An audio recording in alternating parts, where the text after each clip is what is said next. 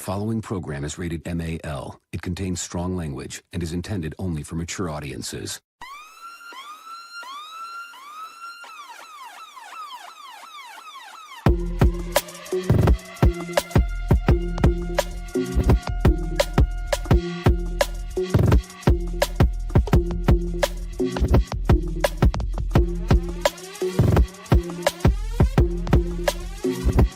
The show that gives you everything and nothing at all. That's everywhere you don't want to be. It's Ruben, Mo B, and on the ones and twos, AG.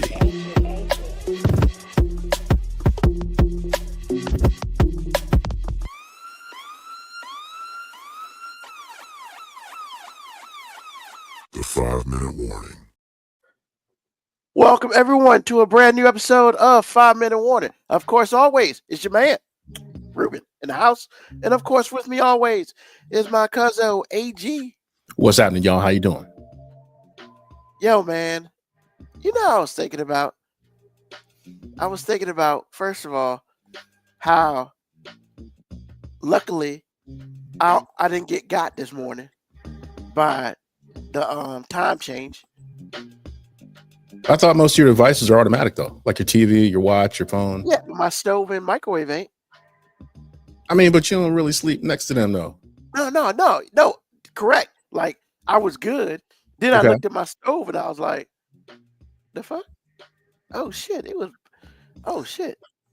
That means I got to change everything that's not electronic, like my car, like my oven that still hasn't been changed yet.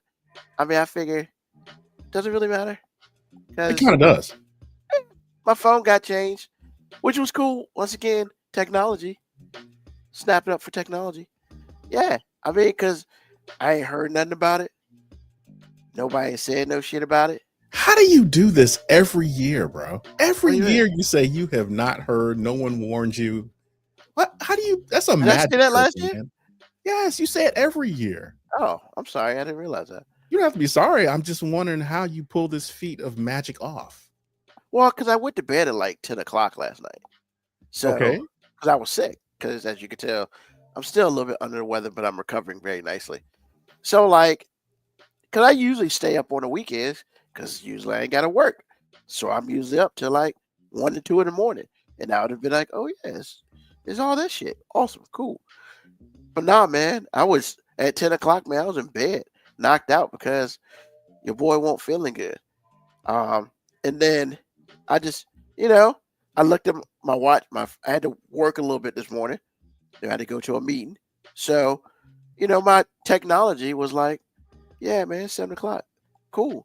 I was like, man, I'm feeling a little bit more spry today. And I just didn't realize it.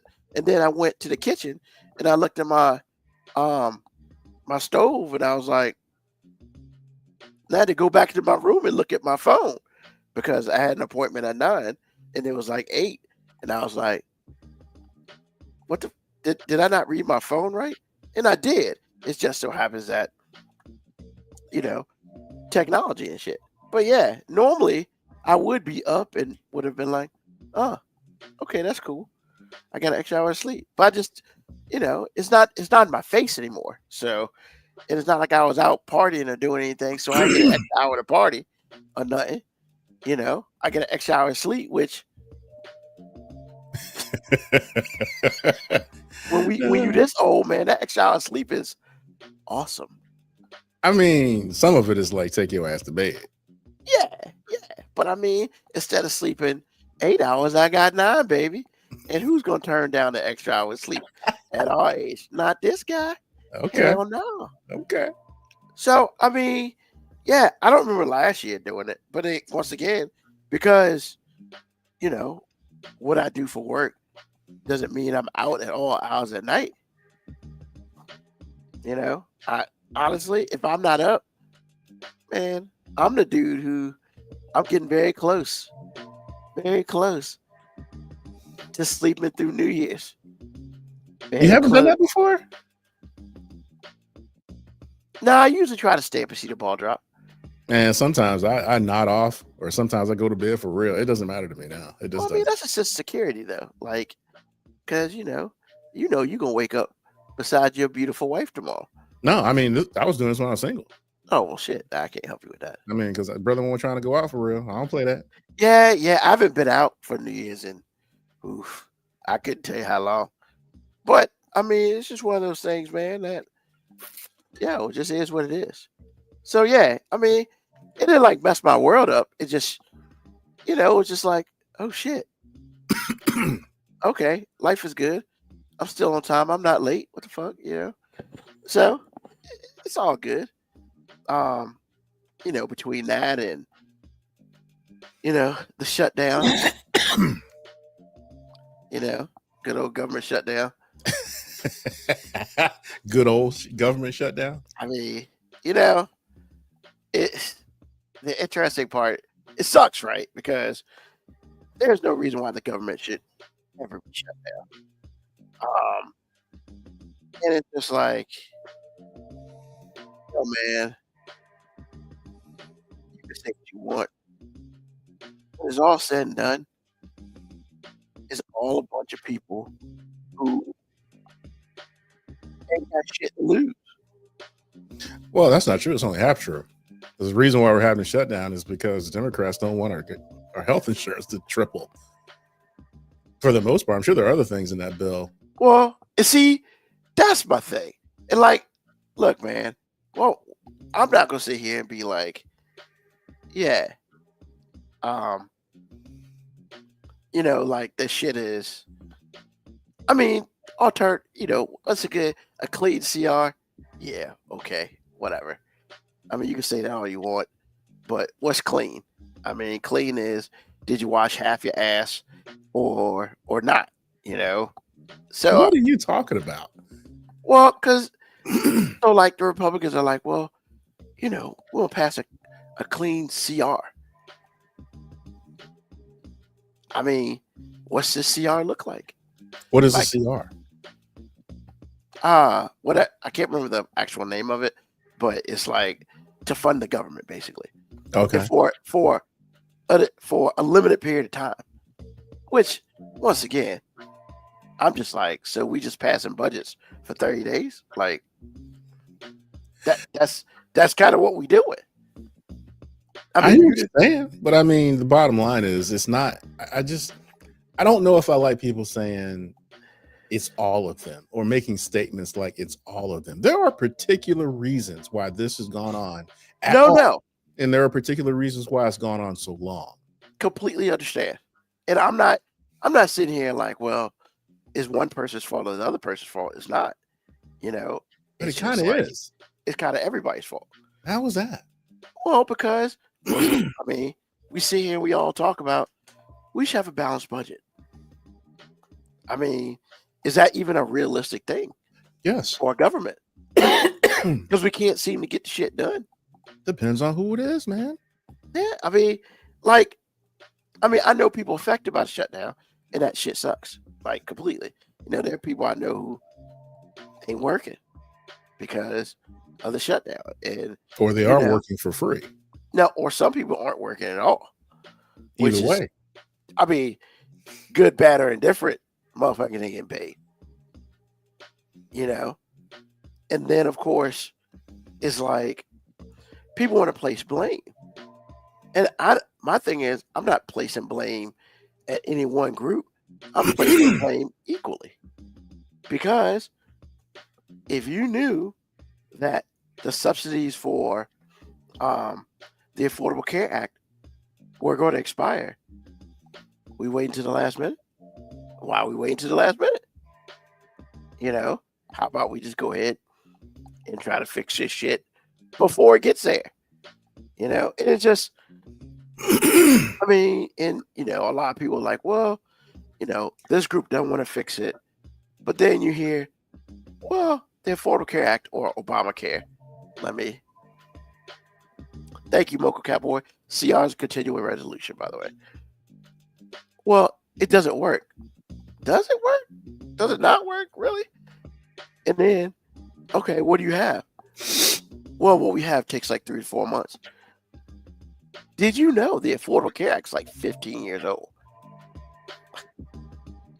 So you ain't, in 15 years, you ain't come up with nothing better? Get the fuck out of here, man. Like, I understand why the Democrats are doing what they're doing. Completely.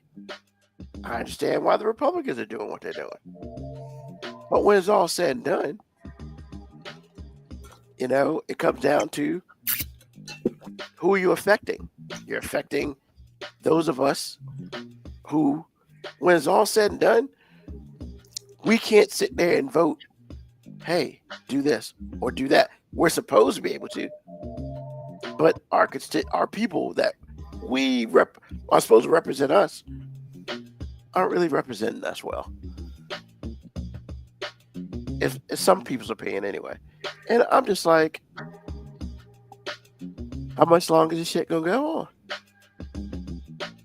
We got the military paid. Cool.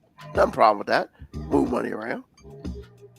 So you saying we can't move money around to get SNAP people paid? You don't have to move money around. There's already money for this situation. They just won't spend it. So how is that? Well, we problem. That's a them problem, sir. That's a him problem. Yeah. There is what I'm talking about. That's not what you were saying. You were trying to lump everybody in on something that is not an everybody problem. But it is an everybody problem. I mean, it's an everybody problem as an end result. But this time, there are clear black and white hats in this. Usually it's not. But this time, it's like the reason why they can say the Dems are holding this up is because they are not going to stand for certain things that are clear, present, and obvious. That's not a we thing, Ruben. That's a them thing. And that's why I'm saying, that's why I'm kind of like getting caught up with you. It's just like, how was everybody to blame here? Because this problem shouldn't be a problem right now. This problem should have been taken care of. And now we have a problem. Okay. That's all I'm saying. All right. I mean, am I wrong? Sort of, but I hear what you're saying, but sort of, yeah, you are wrong. Okay. As far as I'm concerned, because no matter what was like what you're saying to me is you should have taken care of whatever you're saying long ago. And I'm like, okay. But my counter with that is it's a little unreasonable because what they're doing is unreasonable and using this as a reason to do it. It's not cool, man. It just seems like to me that any little loophole they have to kill the American public and get what they want, they will do. Just because they left it exposed doesn't mean it's right for them to expose it and expose it to the degree that they're doing it. I don't agree with the sweeping blame for all of them this time. I just don't. I mean, but at the same time, I'm sure a lot of people feel that way, just like you do, or better than that. I'm just saying in this particular situation, there are reasons, like clear reasons why this is going on. And I think a lot of people getting hurt by it in a way in which is really immediate. Like it ain't people out there working for free. They don't even have the option. Some of them don't even have the option to just stay home because I'm not getting a paycheck. They got to show up like they're getting paid on Friday or they're getting paid on the first week. And that's just like this. You think this would be happening and this administration is not running things? Come on, man. I mean, I could be wrong, but I'm not going to say it because I don't really believe that I'm wrong here. Not for this particular situation. I don't. So, what's up, Mo? Not much, man. What's going on? Oh, not much. Just chilling, having a nice conversation. By the way, before we get started on any of this, man, okay, I'm still listening to other shows, and the shit is funny. But I have to ask you, I'm not going to start calling you the franchise again. I'm just not. You asked me not to, not going to do it. Okay. But I have to know what bothers you about that. Because clearly you are that guy. So why does it bother you so much that we laud you the way that we do, or the way that we used to, and we just do it in like secret club meetings and whatnot? So what is it? What is it about that bothers you? Because I feel like the insinuation that somebody is the franchise means that I don't want to be in the front of the stage telling the rest of the 5 heartbeats that I'm getting a solo deal or anything like that. Because honestly, the only reason I'm allowed to say any of the funny stuff that y'all think is funny is because I'm having conversations with y'all. I mean, if you just if you took the other two people off the podcast and it was just me talking, I don't know if you get any funny moments because I mean, I've admittedly said I'm a counterpuncher by nature. So by that being said, somebody has to be engaging with me for me to do anything. because if not, I don't really talk a lot. Like if people, I guess if you only know me through the lens of this podcast, you probably think, oh man, he talks a lot. But people who know me outside, I really don't. And I understand that. I understand all of those things to be true. But when I listen to older shows, so I'm not in the moment, I'm not on the show, I'm not working on the show, I'm not doing anything. I'm just listening to the content that's there. You are clearly the glue. I promise you are. I'm like, I hear the analogy. Man. I hear that. My name's not on the banner, man. It's 5-minute warning with Ruben Brown. All right. I was just curious because you said something that was like, I just don't know if everything that came before it would have meant as much if you didn't say what you said, which was freaking hilarious and poignant all at the same time. And so I'm thinking to myself as I'm driving back I was visiting a friend over in the South Side, and I'm driving back listening to this going, what in the world? So funny, so important. So, and I just had to ask to make sure. It doesn't mean that I'm going to start calling you anything you don't want to be called. That's not the point of this. The point is what bothers you about it.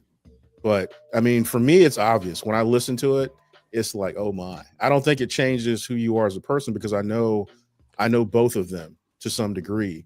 And it's like, I agree with what you're saying because that's an accurate assessment. But bro, some of this stuff you're saying, and it's not crazy, it's not outlandish, it's really important that you say it, and it's really funny, or both.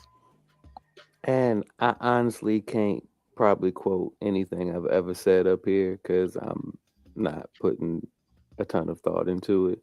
So a lot of times when you tell me things that I said, I'm not even remembering the context in which I said what you said I said. True enough. True enough. But anyway, I'm letting you know that it's funny. Because I was saying something about basically what we have said before. Women ain't trying to tell you that they got mediocre pussy. Oh yeah, never. And I said something that led you to say, yeah, men out here caping for mediocre pussy. And it was the funniest shit ever. It's got a lot of context to it because there's a lot that led up to what you said. But that cherry on top, that icing, that glue, bruh, there's nobody on this show that does it quite like you. Well, I will honestly say I still stand by that statement. It's a generation of guys caping for mediocre pussy. And here's the thing.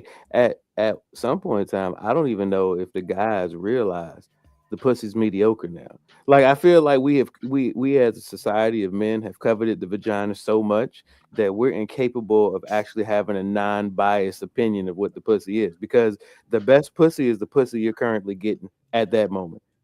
And that's just what it is. Now don't get me wrong, you always still want some new pussy. If you're still out there in the streets like that, you always still want some new. But to be honest, like a good night is whatever pussy you can get. That the best pussy you can get on a Tuesday is the best pussy in the world to you on that Tuesday. Okay, Ruben, I gotta ask you a question. Did he just prove my point for me?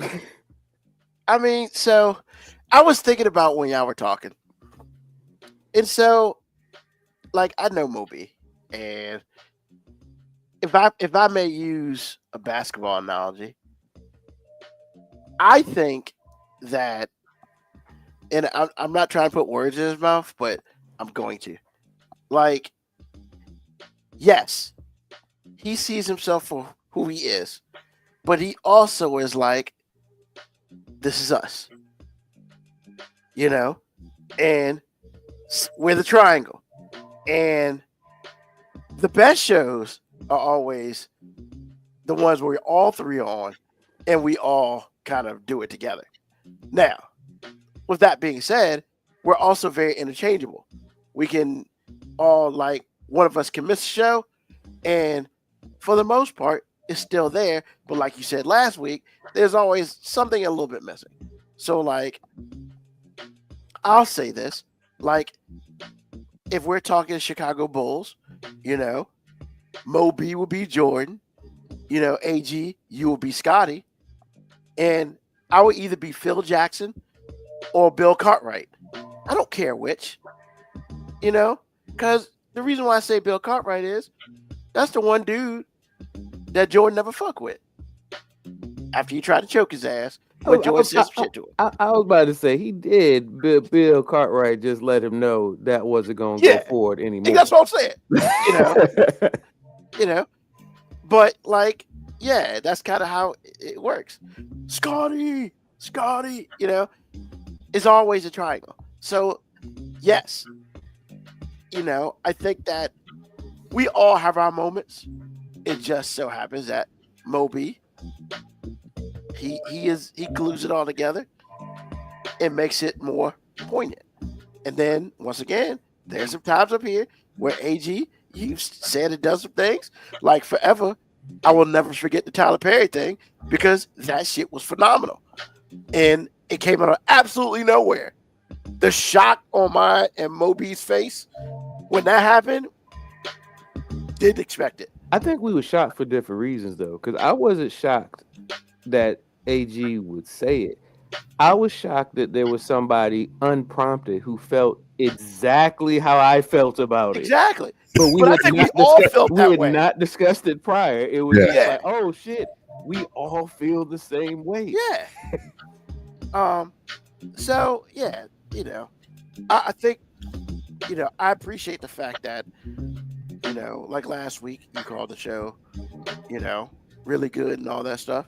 But I think it's a sum of its parts, you know. Yeah, maybe I got a little lucky in putting this group together. I'll take that. Hey man, Coach K almost got fired before he found his real Duke team. So like, you know, I'll take that. Whatever. But yeah, man, and we're gonna talk more about the old stuff a little later. I got, well, not this week, maybe in a week or two, but got some things on the pipeline. But yeah, I just want to kind of bring it back to what we're briefly talking about, then get into what we are going to talk about. So Moco Cowboy, I watched the World Series to a point. I couldn't do 18 innings, bro. I couldn't. I was too old for that shit. That game was what, 6 hours long? Something like that. And then the final 11 innings, I was too old for that shit too.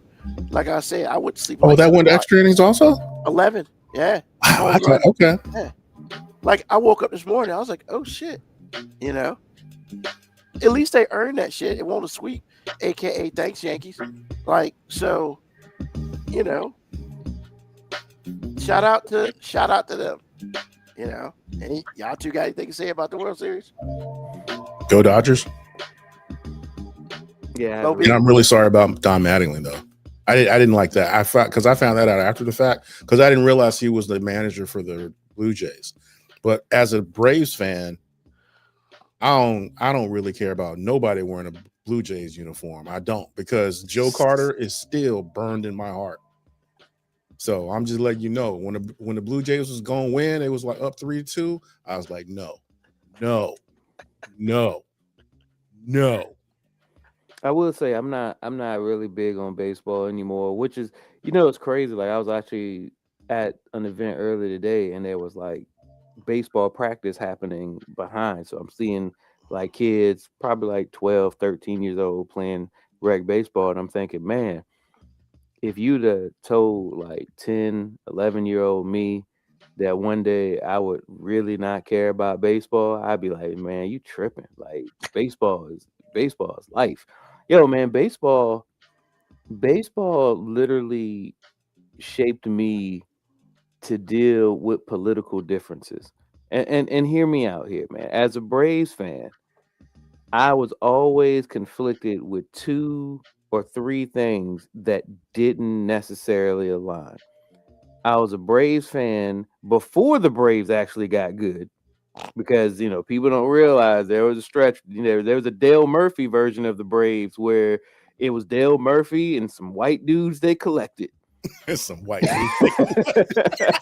He's not wrong about that. Not at all. Not at all. He's not wrong. So like as somebody living in Georgia, going to a school that I went to where there wasn't a lot of black people, a lot of Braves fans, a lot of them loving the idea of like, hey, baseball is still ours, because that's kind of where white people were at the time.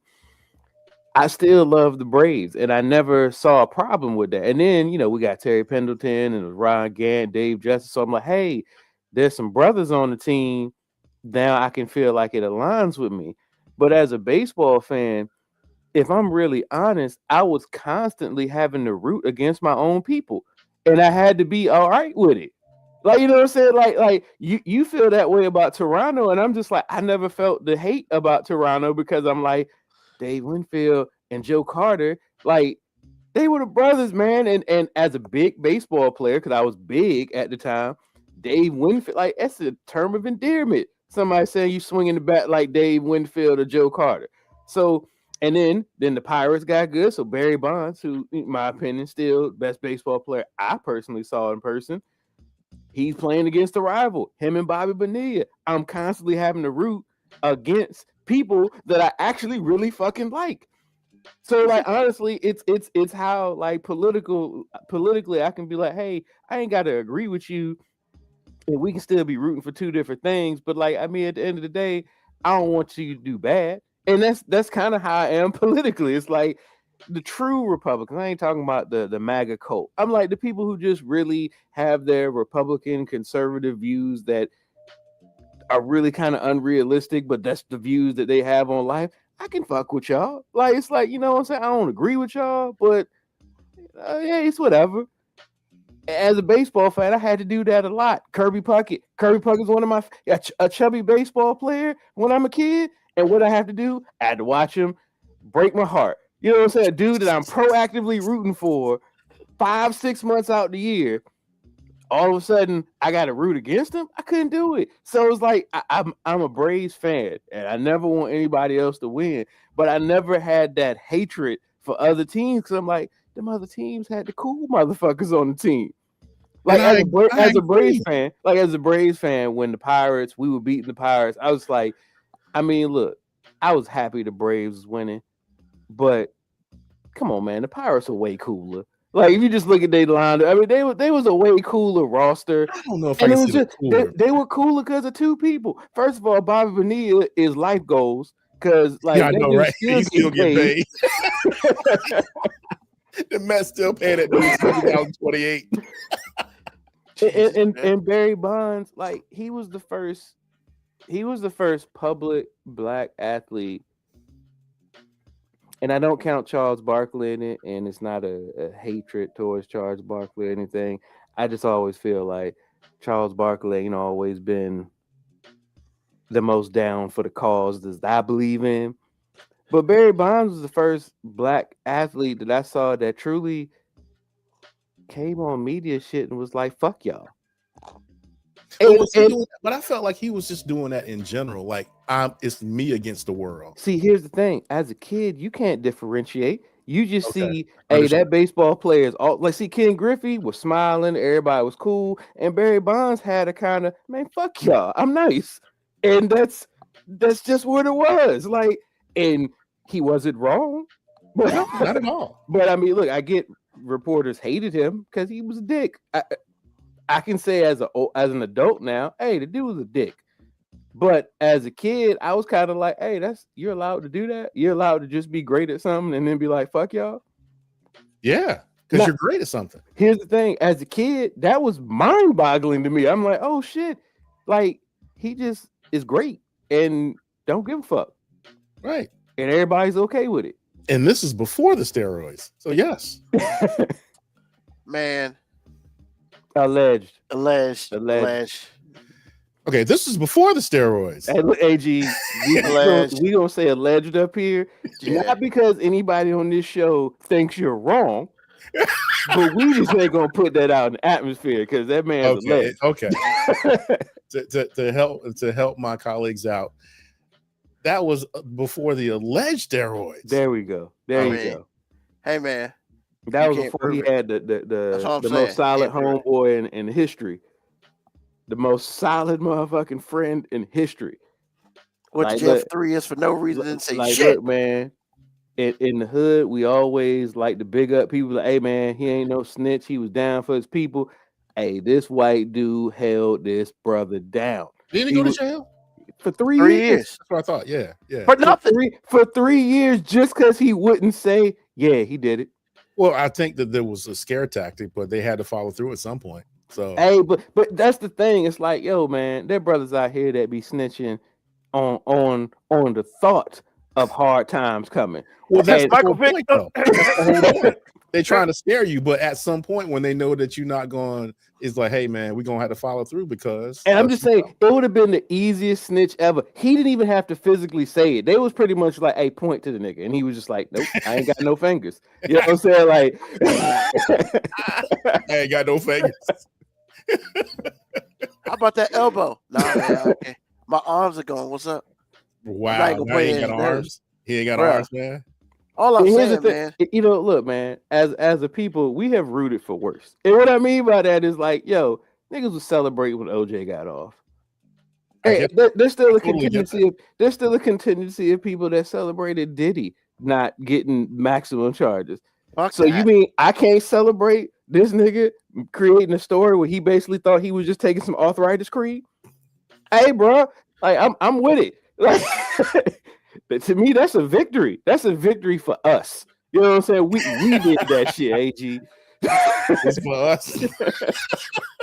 Hey man, if the glove don't fit, baby, glove don't fit. Hey man, I'm just saying. I'll give you a ledge. That's about as far as I can go. However, I didn't know my man was like that. He can come to the cookout. He got like I said, man, my man. All he had to do, and they said it. All he had to do was implicate Bonds in any way, and he was just like, I don't know what you talking about, bro.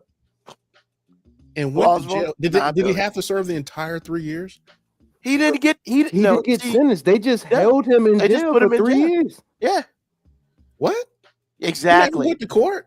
No, I mean, he went to court several times. He just ain't. They didn't let him out. So they just is that some bullshit? Hey, federal court, man. I don't care what court it is. That doesn't sound legal to me. It probably wasn't. But what you gonna do? Hey, look, man. Nothing that ICE does sounds legal, but I mean, you know, here we are. Here we are.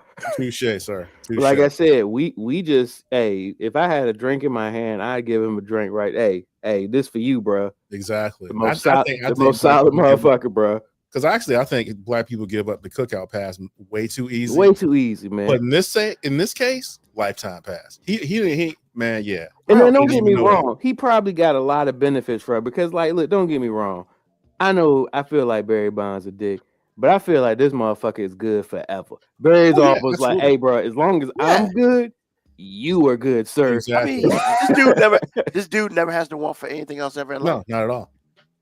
I mean, he probably paid him millions. Dude, this dude can have my plate. And were they just high school classmates? Something like I didn't know they knew each other. They were high school classmates, which is what made Barry Bonds' story even more plausible. Like, even if I don't believe it, it's a plausible story. They was like, yo, I was taking this, my man who happens to be with the health stuff. Yeah, said this cream would help with my arthritis, and they were like, well, somebody who takes care of their body, you never investigated. Why would I trust my man? Why would I think my man that I'd have known since we was like 15 would be doing something wrong to me? Once again, I didn't say I believed him. I'm just saying the story. Look, we have been boo-boo the fool for less plausible stories. I hear and I agree. I'm just laughing at the whole thing because it's like we like to tiptoe around the law.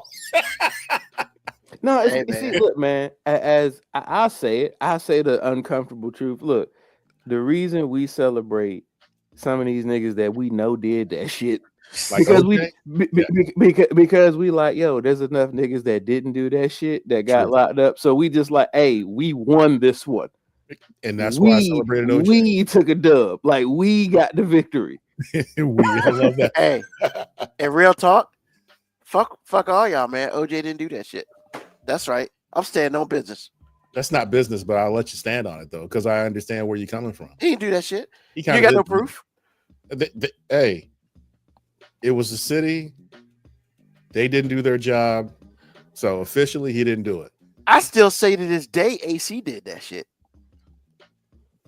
I mean, look, I don't know, no, and it sounds bad, but I don't really care. And the reason I don't care because it doesn't change the result. The result is loss of life.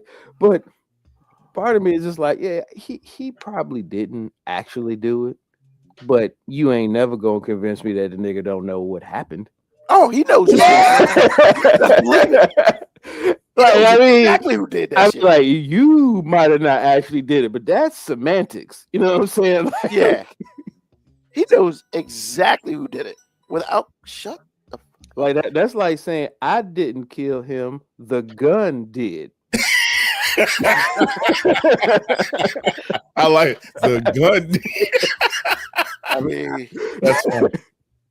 he ain't wrong. He's not at all. Not at all. Yeah. I totally agree with that. So, yeah. I mean, it is what it is.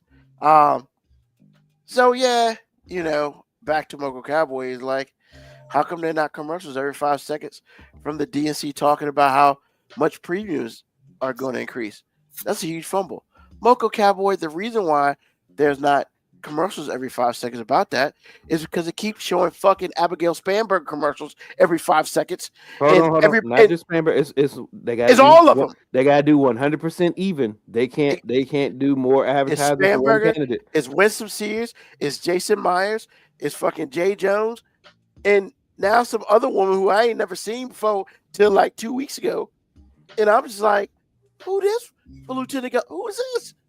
Now you got stuff too. And then in my area, there are 2 other guys who are running, and like this, talking about this dude's a pedophile. What? Like, if he was his a pedophile, his mom tried to strong arm me when I went to vote. He did. Yeah, Shut up. because she was outside of the voting polls, and she called. I was trying to avoid all of them. I didn't want to talk to anybody. I know what I ran to one, unfortunately.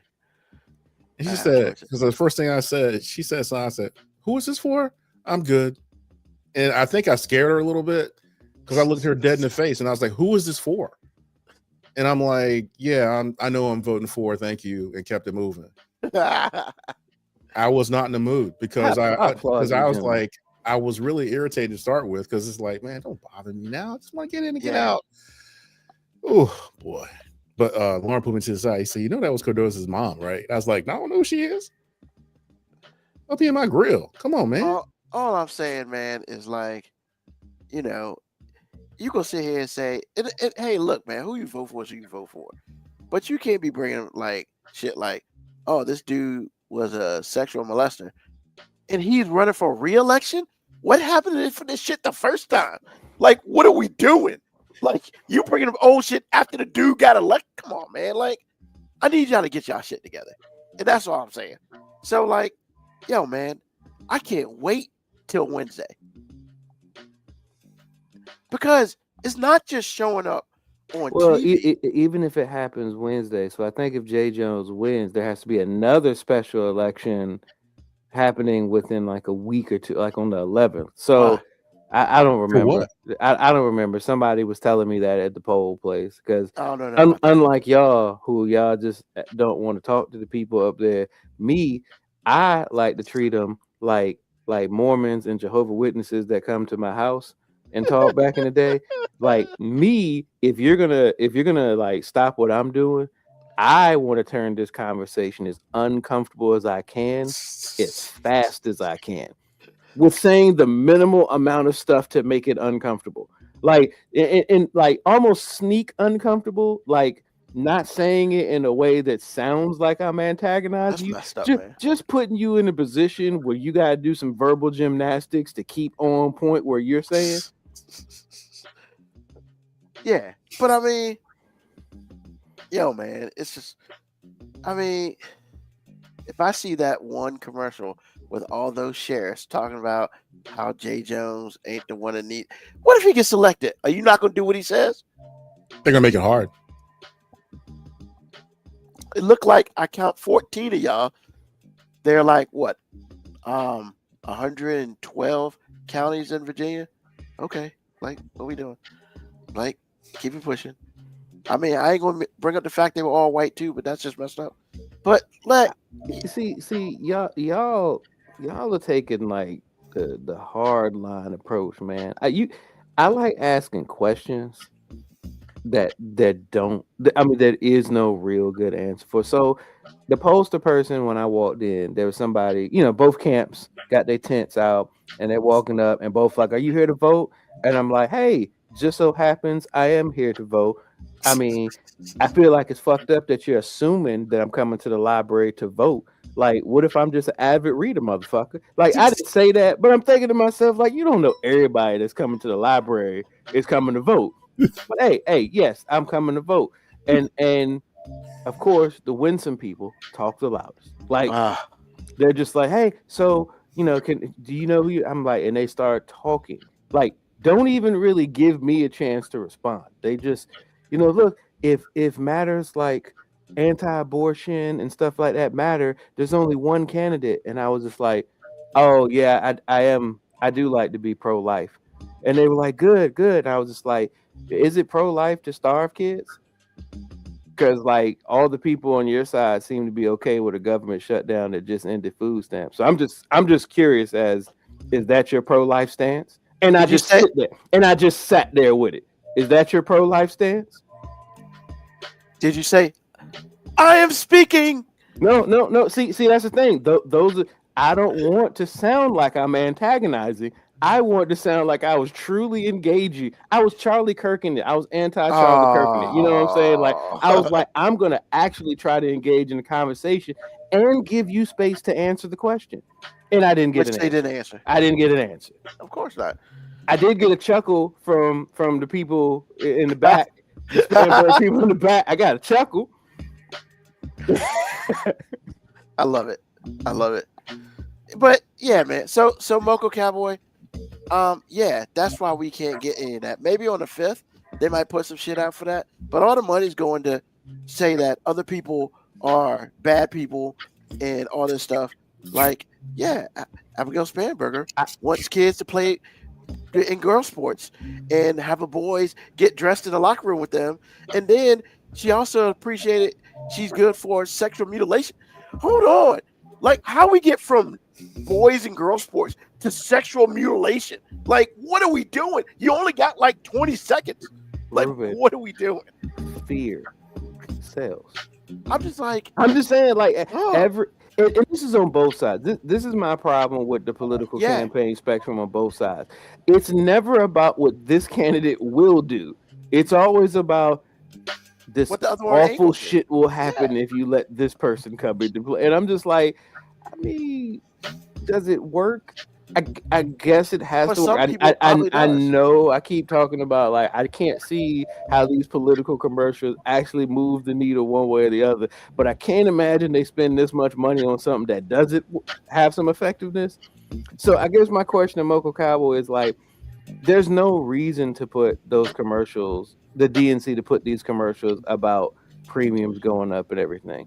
And the reason is nobody who supports the Republican side right now gives a fuck.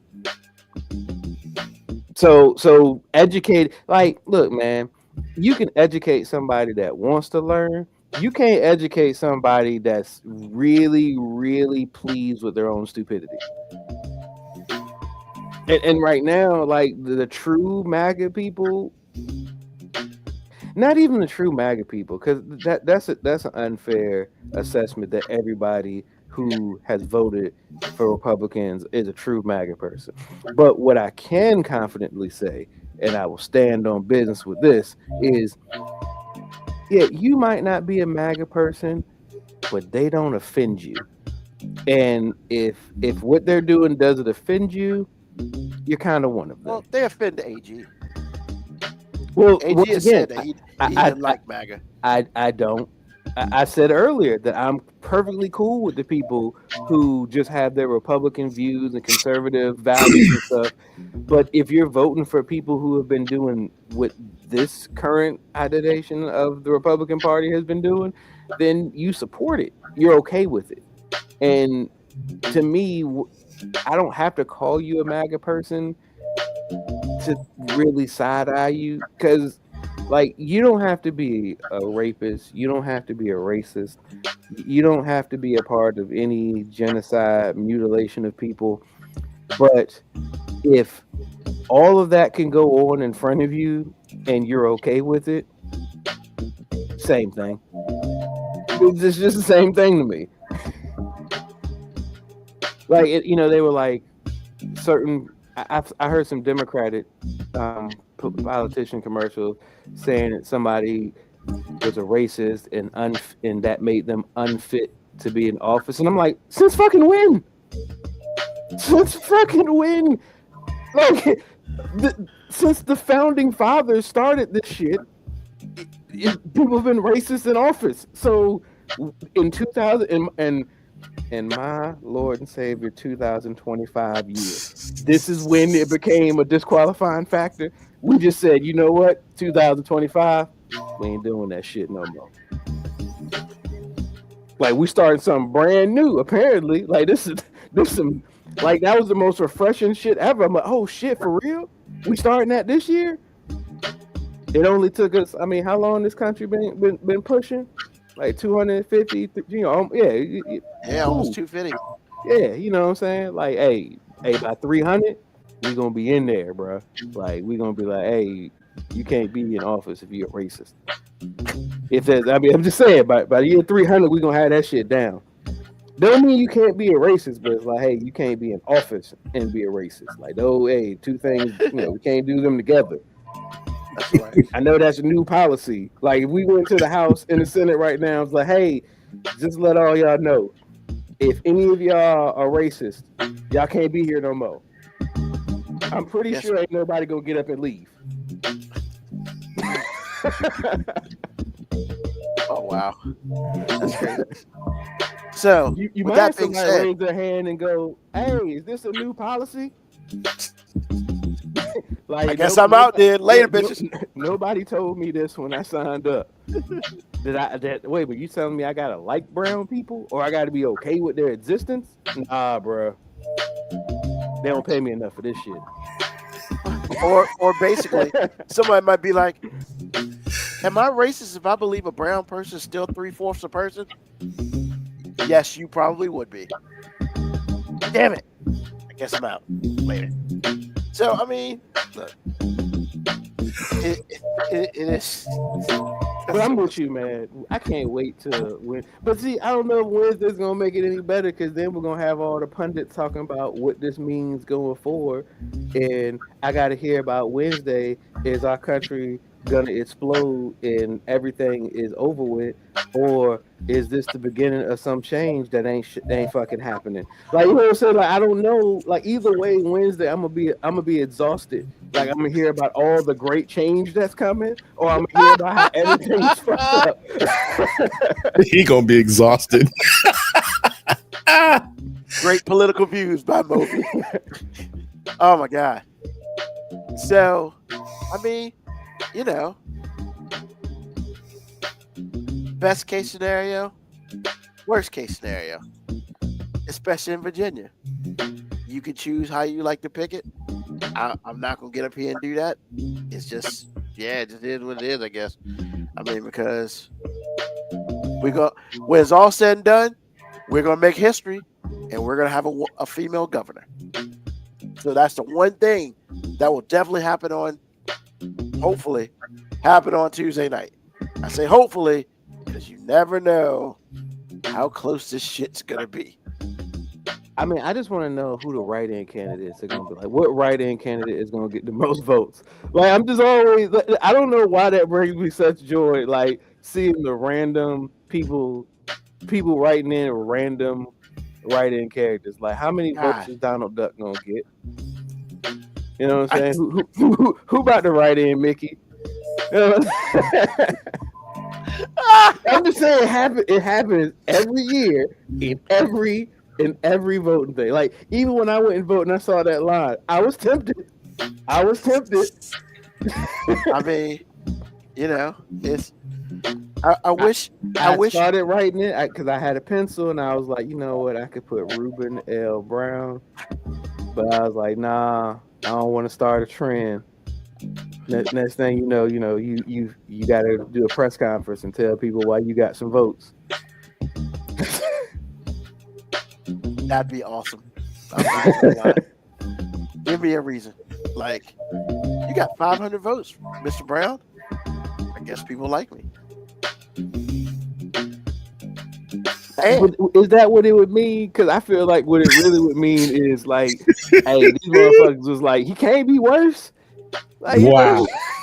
Wow. Worse. It can't be worse. I think I want people to hate me. Honestly, you know what? If the worst thing somebody said about me, AG, is that you should be governor. I can't be worse than the other candidates. I would be okay with that. Yeah. I'd be like, hey, bro, I appreciate your vote of confidence, man. You know what I'm saying? Like, is that really confidence, though? Hey, look, at least you're telling me you think I'm at least better than these two motherfuckers. I mean, understood. I guess the other thing I would probably say is 5minutewarning.com. What's up? Like, thank you. There you go, trying to merch it. You know what I'm saying? Like, oh, you best believe I would have a shirt. Your vote I'd probably have a counts. hoodie on. It'd probably be on the legs of my pants. 5minutewarning.com. Man, you best believe. You gonna put me on TV? Yeah, I'm gonna merch that shit out. Cause why not? 500 people voted my name. Let's go. Yeah, you gonna have like the catchy slogans on your shirt. A vote for me is a vote for we, and you know what I'm saying? I'd be like in 4 years, I'll be running again with my lieutenant governor and what's the other? I don't even know what the other position is, but it'd be Mo B and AG, and Mo B would have his hat on, and he would say, country stops at Georgia. I'd be okay with that. I don't know what that have to do with Virginia race, but who cares? Hey, it's about merch, baby. Hey, if Trump can do it, why can't I? I'm just saying. That dude sell coins. I can give you lots of reasons why you cannot. No, you give me lots of reasons why I shouldn't. No. Just reasons why you can't. Like, you never know. I know I won't get 500 votes for governor. I'm not asking anybody. I don't know, man. I feel like if we got a creative enough campaign, we could get you at least 500. Yeah, I'm just saying. I think we could get you at least 500, bro. Actually, if you only got 1% of the vote, that's much more than 500. Bro, if I got 1% of the vote, I still wouldn't go into politics. For what? Like, man. Well, technically, you'd already be in it. Yeah, but you didn't win anything, but you technically already be in it. Nah, that's not my speed. Nobody wants to hear what I gotta say. I mean, says the guy that has a podcast. Man, podcast not about me, man. It's about us. Moco Cowboy face tattoo of 5 minutes. Definitely not. Hey, look, man. I learned from stupidity. Look, Mike Tyson did that dumbass shit, and his career was over after he did that shit. I mean, I think his career had kind of taken a hit before the face tattoo, but I mean, all right. Actually, the face tattoo came after the fact. That's what I'm saying. Like, I don't know if the face tattoo did that, bro. Yeah, but nah, my face, definitely not. That's disgusting. And plus, I don't have a tattoo right now, so needles and shit. I ain't got time for that. You heard it here first, man. 5-minute warning. We think tattoos are disgusting. I didn't say that. Don't do that shit. I didn't say that. Disgusting. That would be an article. That would be a commercial though against me. I'm like, yeah. Yet the dude on my show has like 2 sleeves full. Like, yeah, whatever. He doesn't believe in vaccines because he hates needles. Go down. You know, you only say how you only mention stuff of how he gonna lose, man. You gotta mention. Hey, stuff hold that on. you know. I'm also the one that said I'm pretty sure we can get him 500 votes. So I'm just saying, like, gotta keep consistent. I'm not just saying negative. Like, If I can quote you, that is the most political shit you have ever said. I'm just saying, like, hey, look, got to be consistent here, man. I agree, but that is the most political shit. I'm definitely sure he's gonna lose, but I'm telling you, we get him at least 500 votes. Hey, look, man, this ain't the movie Head of State, bro. Like, that was actually a good movie too, by the way. I mean, it was funny. It was a good movie, and when we saw the movie, we was like, "What the fuck is this nigga talking about? A nigga running presidency?" And then 20 years later, it happened. We was like, "Oh shit!" Yeah. Well, actually, that's what white people said too. So yeah, Mocha Cowboy. Oh, That's really like dogs. Brought to you by the RNC. Hell no, I like dogs. Fuck them dogs. If you care about your dog, you can't vote for Ruben. I mean, actually, if you care about your dog, if you care about your kids, yeah. Whoa. What are we talking about the kids say? Oh, you always fuck them kids. No. Hey, you gotta do better with that. Just between that sentence, like yeah, you gotta do better. You gotta say you always say fuck them kids. You can't say you always fuck them kids because that's a whole different sentence. Yeah, that's a whole different sentence. My man. bad. Ruben is not. He was not doing all that stuff. Okay, I will say that he does not like your kids. So Ruben is always would say. There we go. There you go. All right. Yeah, man. I was like, whoa. Do a pause won't even gonna fix that. Like we. My bad, Ruben. I don't want nobody to come get you, man. Go get me. See, this is bullshit, right? This is bullshit. Ruben going to jail. Somebody, it wasn't me. They said on your show that Ruben fucked the kid. What? Bruh. Nah. See? Ruben doesn't care about your family. He wants to eliminate your family members, your dogs, your cats. Fuck them kids. They gonna have a quote of you saying, "Man, fuck them kids." Oh God, bless Ruben said at least more people would be listening to the show. Ruben said it best when he said, "Man, fuck them kids." God damn. Jesus. You're killing me. I'm just out here trying to. It's all right, man. I know you didn't mean to do it. Because I didn't even know. I was like, why y'all freaking out? Yeah, then I heard myself. I was when like, you said it, man, I was bro, that was quick too. I was like, whoa, we got to clarify that one. We got to clarify that one. Hey, once you I mean, that might, man. My bad, bro. My reactions was quick and strong on that. You said that. I was like, oh, nope, motherfucker, hey, what? I'm going to take this moment to talk about me for a second. AG. Yes, sir. You're always saying I'm trying to come down on Ruben. I was the first person to jump in. Was like, hey, you got to clean that up, man. You did. Absolutely. I agree. Because you were like, whoa, what? I said, whoa, what? Yeah, he was the first one to be like, yo. Actually, he's a protector of a lot of people. He was even a protector of OJ because he met alleged. Oh no, I'm not talking about OJ. Barry Bonds. He's like alleged. Alleged. You don't do that to my man Bonds. Man, I was over here pearl clutching for real. Like what the fuck? He's a pearl clutching.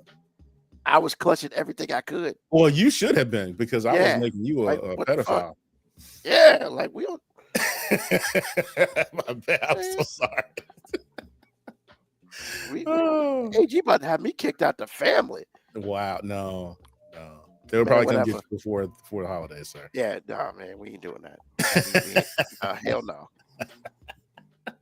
Yeah, let's shift this shit to something else.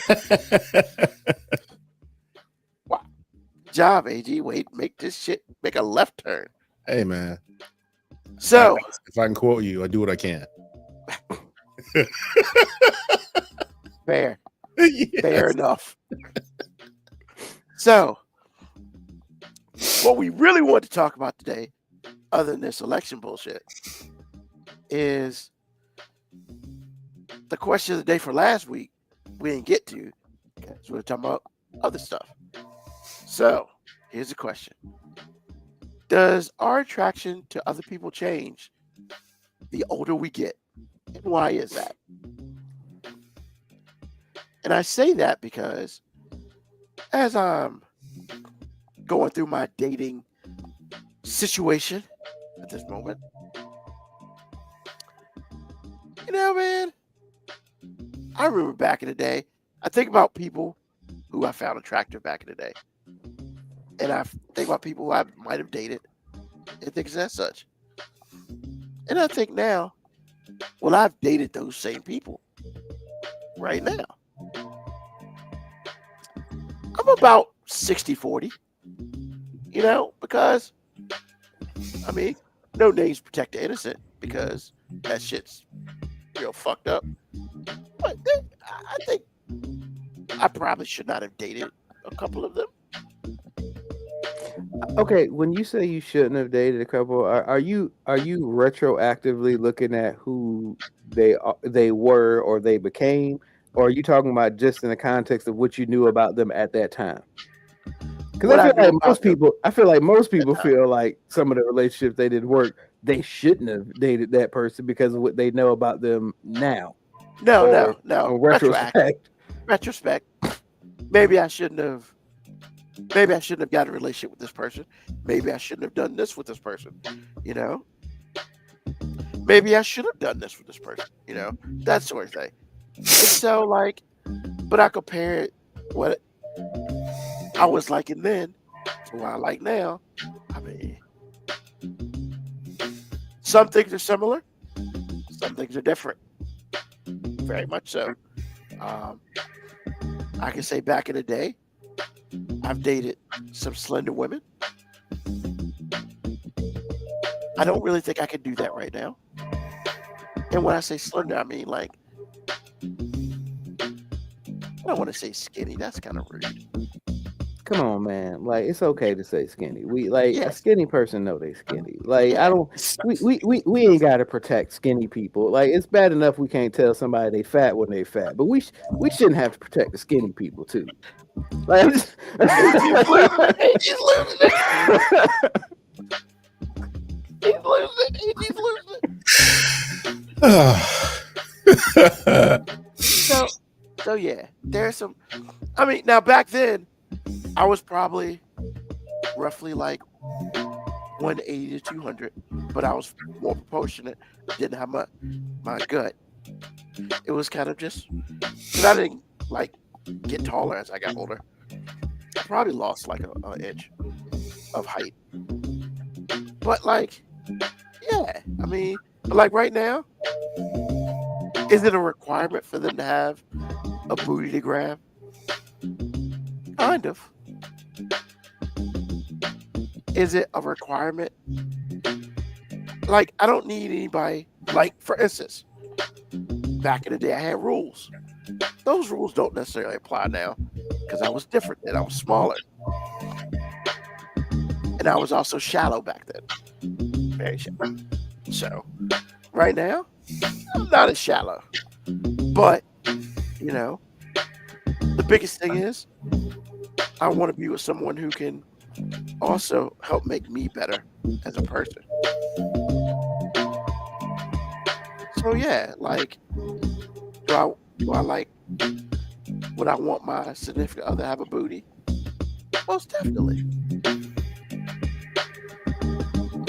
you are such a politician about every response you give, man. I do. You are literally doing verbal gymnastics not to sound like a dick about what you're attracted to.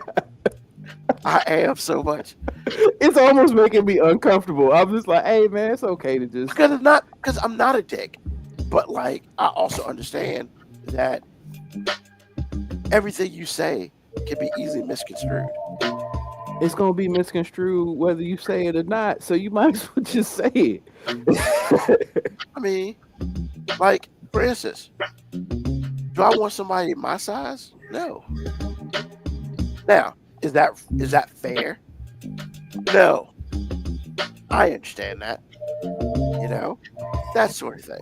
Um, I mean, does she have to? I have to be attracted to her, most definitely. No, but nobody else has to be. Like, because if I'm not attracted to her, what are we doing? I feel like that's a male female difference too. Like I Yeah. can feel like I can hold firm in this. Like a guy just needs to be attracted to her.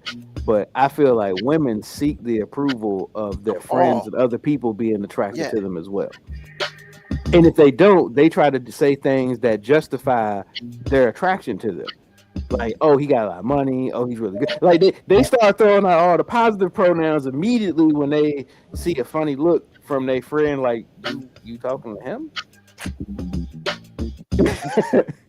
yeah. Because if that person doesn't meet up to the standards of your friends, it's almost like, well, he ain't good enough for you. Even though I could be good enough. We just got different forms of shallow. Like I ain't Yeah, trying to say men and women are better. Just different forms of shallow. yeah. I mean, like, so, yeah. Do I want somebody bigger than me? Definitely not. I mean, I think that's fair. Back in the day, same reason. I didn't want anybody bigger than me. You know, I want somebody who I feel like looks are important to a point, but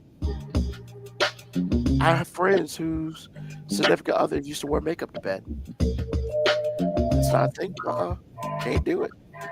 If I can't wake up and you look like the person I went to bed with, we have problems.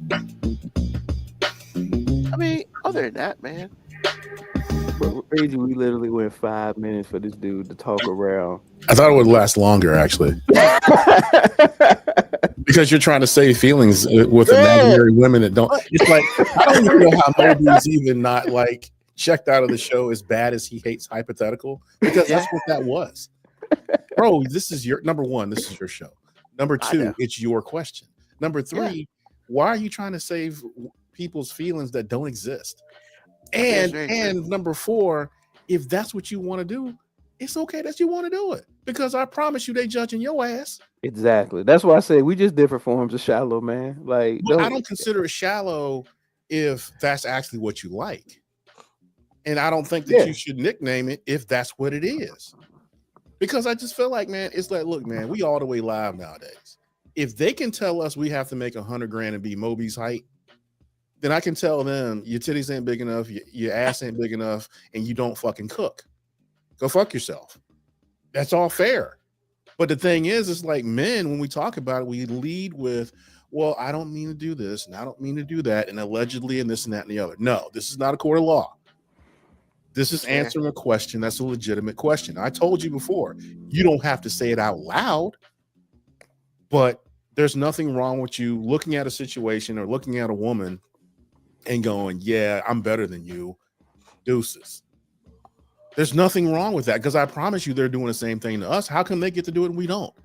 And they have nothing to offer for the most part. They have nothing to offer. And certainly, like 99% of the time, based on what their demands are, they have nothing to offer. So why are you typically? I take offense to that. There's a lot of mediocre vagina just sitting out there waiting to be captured by somebody. So don't say they ain't got nothing. When I answer my question, when it's my turn, I'll address that, sir.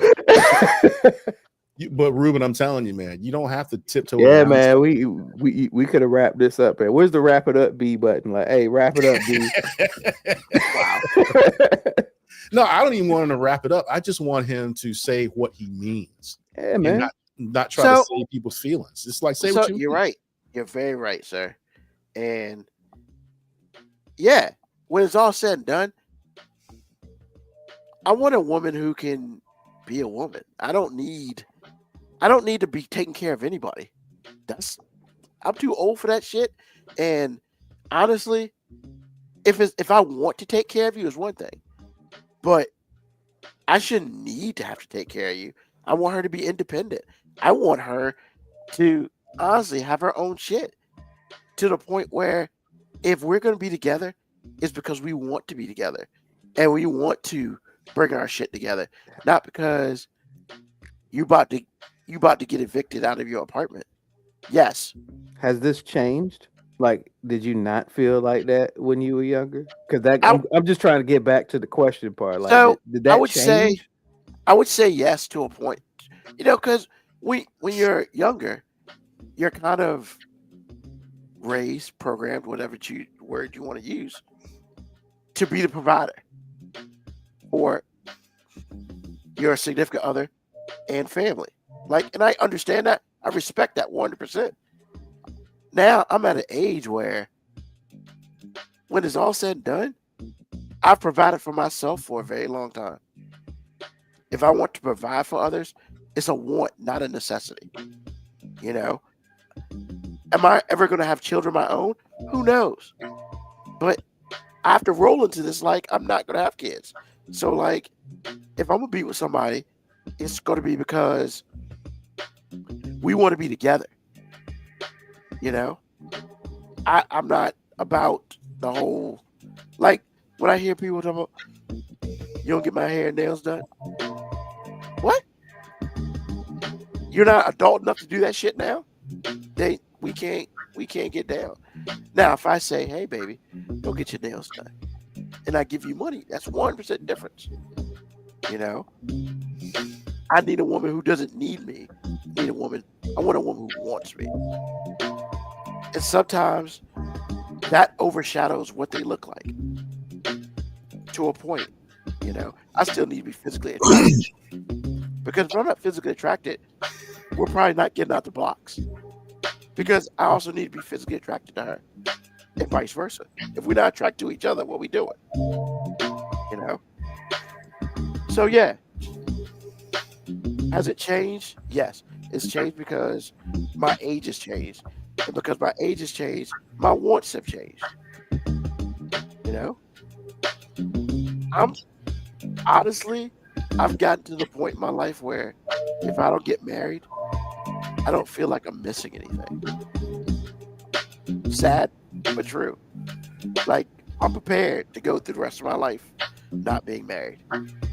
Is that what I want? No. I'm just prepared for that mentally.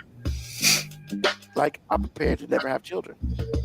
And I'm not talking about being a stepdaddy, and I'm not talking about adopted. I'm talking about me putting my sperm in a woman and her creating a child with our DNA.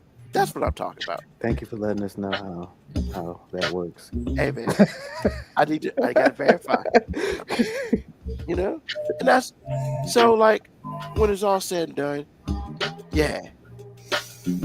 Have my attractions in women changed? Yes. I'm not just attracted 1% to physical. Because you could be hot as shit and dumb as a brick. I can't do it. You could be okay and be an awesome person. I could do that. You know? But if I'm not physically attracted to her, or she's not physically attracted to me, why waste that time? You know what I'm saying?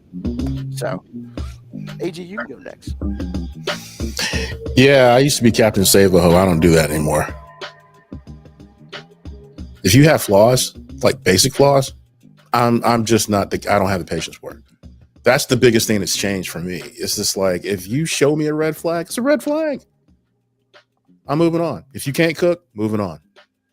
If you don't keep a good house, and if I go to pick you up for a date, and you allow me in your house or whatever, and I'm looking around and your house is a mess, that means you're gonna keep my house a mess. So yeah, it's over already. What's the biggest thing that's changed for me is I'm not going to put up with anything that you do. You're gonna have to be as good as you demand for me to even consider being with you at all. Because I promise you, before I was married, or actually about a year before I was married, and I really started to change, it's just like I looked at things and just like, man, you can't put up with this stuff anymore. You can't be a doormat and you can't think that this behavior is going to change, because if she's mean and she like to say dumbass out of her mouth, then that's what it is. It's not going to change. If you think that some woman that tells you, makes you feel like you can't give up on her, that means you need to go, because I promise you, she's not going to put that energy out for you. All she's saying is waving a red flag that says I'm selfish. So that's the biggest thing with me in general. It's just like, I am not going to put up with flaws. Now, don't get me wrong. Everybody's flawed, but there are certain things that I'm just not going to do. If you think that this life is free, it's not, because I expect things out of you that you expect out of me. That's not how the world works, but that's how my world works. So that's the biggest thing. Next thing is my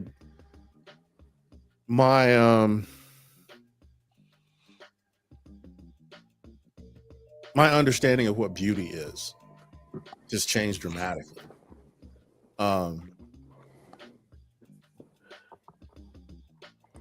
I don't know if I don't know you, or if I haven't had like prior knowledge of who you are as a person, and if you don't check all the boxes, all I have to go on is how you look. There are certain things that I just don't even like anymore. Like, you can't be out here looking like a jar of mayonnaise. It is what it is. I'm not going to do that. If you don't have a nice rack, probably not. If you don't have a nice ass, probably not.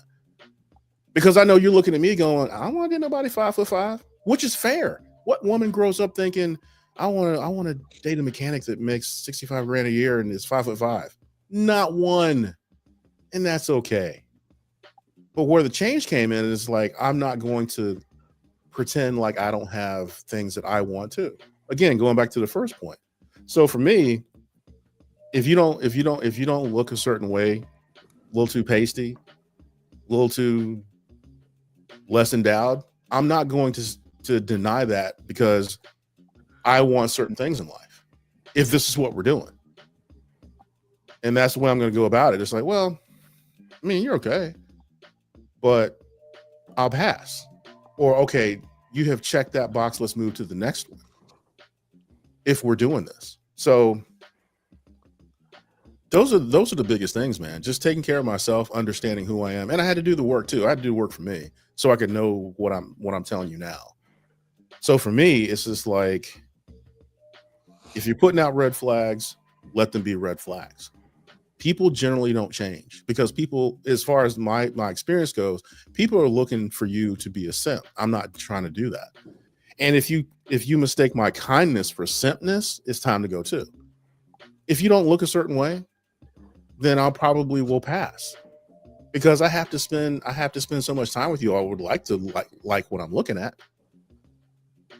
So I'm not going to nickname it and say I don't, because I think it's ridiculous.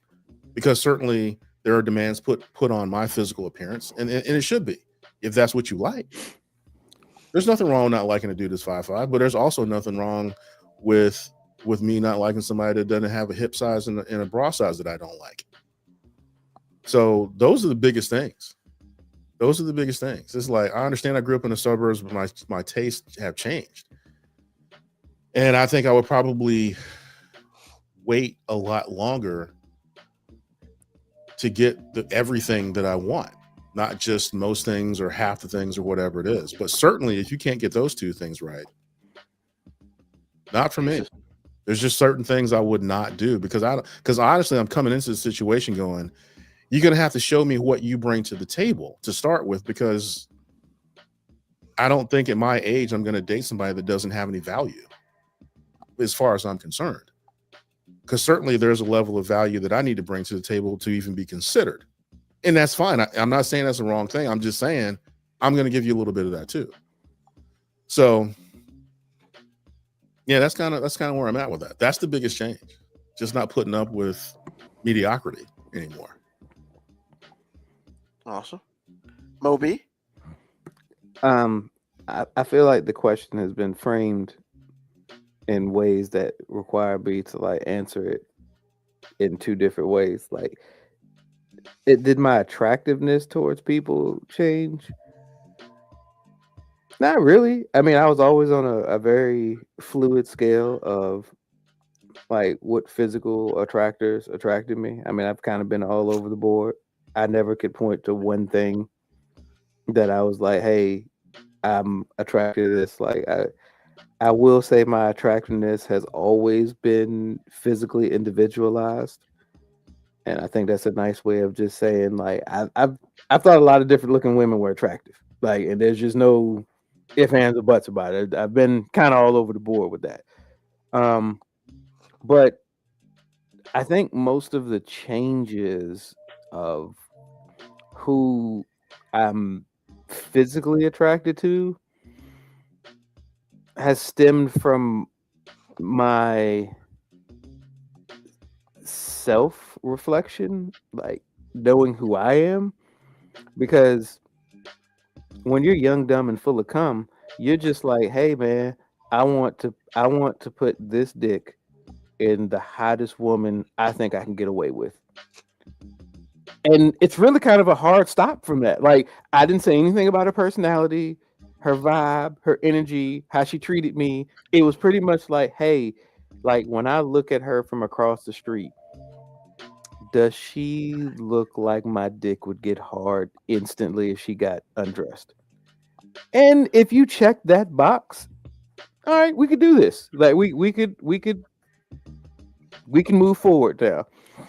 Now, as I got older and more comfortable with who I actually was, I look at certain things that I was attracted to strictly on a physical point of view, and I go, I'm also now smart enough to know what the fuck comes with all of that. So sometimes I see a woman, I'm just like, oh yeah, she fine as hell. I'm good. I'm just saying, like, I'm good because I can see from the presentation of that package, there are some things that are going to be required on my part that I'm either incapable of giving or unwilling, or sometimes both. Like, I just like I ain't got it in me no more. Like, that's why when I see a lot of like some of my friends who are single or are not married and they're navigating throughout the dating scene, and I end up seeing somebody who's around my age hollering at like a 24, 22-year-old. I'm just like, hey man, I get the physical presentation. It cites your man part. But you do probably realize that's coming with a whole bunch of shit that you probably ain't got. And I ain't saying like money. I ain't saying like you ain't young enough to deal with the stamina stuff. I'm just saying, nah, just like young people issues that you in your 40s probably ain't trying to deal with in a significant other. Hey, look, I get it. They're like, oh, well, women are way more mature. That's a bullshit ass statement. Women are not more mature. It's just women want what older niggas got, which is usually money, status, and some goddamn common sense. Because look, I'll be honest, a lot of it is on us because I do have way more common sense in my 40s than I did at 22 when I was just on penis excursions. When I was just like, hey, I'm trying to see where I can put this link. You know what I'm saying? I'm trying to see. This is a role-playing game called Zelda, and I'm just trying to fucking get to the princess, man. That's it. Oh. But that's so when women are like, oh, I like older men because they're more mature. No, they just more strategic. I promise you, I am just as childish, immature. I say and do just as much stupid shit in my 40s as I do 20s. I just keep a lot of that stupid shit to myself now because I'm smart enough not to put it in the atmosphere anymore. But did I really change that much? Maybe you two guys are the exception to this, or maybe y'all are completely disagreeing with me. I don't feel like I've actually changed that much. I just know how to present myself to the world where I don't look like some idiot in my 20s, because that's how we did in our 20s. Because like I said, we weren't worried about the final mission. We weren't trying to get to the final boss. We were just trying to beat this this version of the vagina we were trying to get. That's all we were trying to do, man. And look, if a guy is 20, 21, hears this and goes, "No, man, that's not me, man. I'm trying to date and get to know." Look, I'm not saying I'm not saying none of that shit mattered to me, because I did like talking to people. I did need to have a little bit of that, but what I'm saying is my tolerance for a lot of that shit that comes with that package was way bigger when I was really, really more motivated about what that physical package looked like. And that's just the honest statement. Like, I'm not saying none of the women that I dated back, I'm not saying any of the women I talked to back in the day were just physical conquest to me. No, at least half of them people I actually cared about. But what I'm saying is, like, that was a much bigger part of the equation than as I progressed in dating. Like, and Ruben, you were around. I literally stopped dating for a while, because once I hit that transition, which I was like, look, I ain't just trying to fuck people no more. Like, I know that's not a common thing for guys to say, but I really did just hit a point where I was just like, hey, look, man, all this shit I've been doing just to have sex is exhausting. I'm kind of interested in getting to know somebody and like being a little bit better about like having more to, do with the person other than just, put my dick in her vagina or her mouth, whatever she gave me on that day. Like, you know what I'm saying? Like, I needed more. So I got more serious and more, what do women say? I got intentional about my dating. No, really, I just stopped putting up with some of the shit that I used to put up. Kind of like what you said, AG. Like, I just realized, hey, man, there's certain things that will disqualify you from, pursuing this relationship any further. Now, unlike you, AG, you were a better person than me about a lot of those things, because those things did not always disqualify me from fucking. But that makes me better. I mean, look, because it made you. I feel like it kind of made you more like, you kind of stood on business about your position a little bit more to me. Because I was just like, hey, baby, like this just ain't gonna work. But I mean, we can still fuck. Like, I mean, well, in that way, that is true. Because I couldn't get a hard on if I didn't like you. And see, AG, that's kind of where I've probably elevated to now, where I'm just like, hey, look, man, when I see certain attractive women and people are like, oh man, and I'm like, back in the day, the first thing that used to come to my mind when you see an attractive woman with a guy is, that nigga ain't hitting it right. Because for some reason you had it in your mind that only you were capable of hitting it right, nobody else. You didn't need any evidence or prior proof to tell you that, but that's just how you felt. It was like, hey, that nigga ain't hitting it right. Only this penis could do that. But now when I see a fine woman, I go, I ain't got time for all that. it's a whole different statement. Like, ain't nobody got time for that, bro. Like, she talking about getting her nails done every 2 or 3 days. I gotta get her hair. Every 2 or 3 days? Hey, bro, I done heard it, man.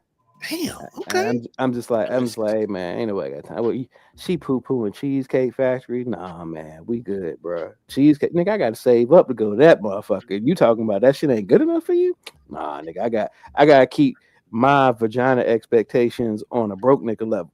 You know what I'm saying? Like, I'm on broke nigga level. I feel like the older I get, now I also understand why a lot of older dudes do like younger women, because it's like, hey, man, you can impress her easier.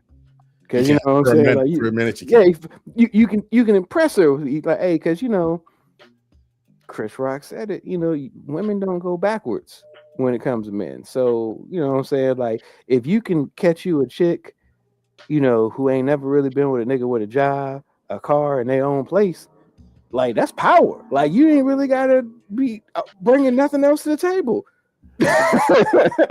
No lies detected. It's absolutely true. But now that I'm older, man, like, my attractiveness towards people is so much more valued about who you are. And I know that's like some cliche shit for a man to say, but like I think about like my current situation right now, man. Like, man, I'm in hospital. I go to the doctor. I do all this, and you know what I'm saying. I'm with somebody who takes off of work to train herself on how to do dialysis, just so she can be the person to give me dialysis, so I ain't got to go to a treatment center. I can do it at home. Like, you know what I'm saying? Like, look, when I was like in my 20s, you know what I'm saying? I wanted it, you know, if a chick had a fat ass and was making that thing shake, I was like, hey, that's what it is. But I'm like, hey man, a chick that's willing to show me, willing to clean my fucking blood for me, like physically, because that's literally what's happening. Chick that's willing to, hey man, y'all niggas can keep all that shit, bro. I'm Yeah. good over here. I mean, I am good. Yeah, I am good over here, man. But I can't agree with you more because that's the mental attitude of an older guy. I mean, A young dude, not so much. And you know what I'm saying? Cool thing is, man, you know, when they do dialysis, they get like the little doctor's coats because they get like the disposable ones just in case like blood gets on you. So like I already be like, because we be at the training facility, she's learning how to do it, and they're like, they're gonna give her those, and I'm already like mentally like, hey man, it's gonna be dope. We can just be at the crib and she can just have that on. You know what I'm saying? So I was thinking that before my because that's your wife. too. I'm glad you said I'm just like, hey man, you know, it's kind of fucking cool. You know what I'm saying? I mean, like, hey, you know, Ob about to have his own porn scene at the crib. hey, look, man. And Did this she blood wear a does. stethoscope too? In multiple ways. I mean, possible. no, but I mean, You should get one. get one. I'm gonna say that ain't hard because I can do that. But I'm just Yeah, like, hey man, kinda hot. yeah, exactly. I'm just like, hey man, you know, Get a little nurse hat. besides the fact that I got like, you know, blood going in and out of me at the time. Other than that, shit sexy. You know what I'm saying? Like, you know. I mean, sometimes, man, sacrifices happen. But You you know gonna what I'm find a saying? way. Like, so, but you know, I know, like, even if I was going through like all this at like 20 something, like, would that have been cool to me? Yeah. Would I have still tried to make it sexual in that sense? Probably, because you know, I got a dick, and you know, I was way more full of comeback then than you know I am now. You know what I'm saying? Like, you know, back then you could do it once, give me a juicy juice in 10 minutes, I'm ready to go again. Now I'm just like, hey, bitch, we gotta go to work tomorrow, don't we? Like, what we doing? Like, don't you want to cuddle? I realized like, hey, the older you get as a guy, hey, look, some other guys might, you know, I'm saying this to be funny, but I'm saying, look, man, I always liked the idea of cuddling when I was younger. I did because in my mind, cuddling got you close to touch, and then enough touches, and boom, you in there. But now the older I get, I'm just like, hey man, cuddling is fucking awesome because like I can do that afterwards, even though I can't do shit else, and I can still feel cool. You know what I'm saying? Like,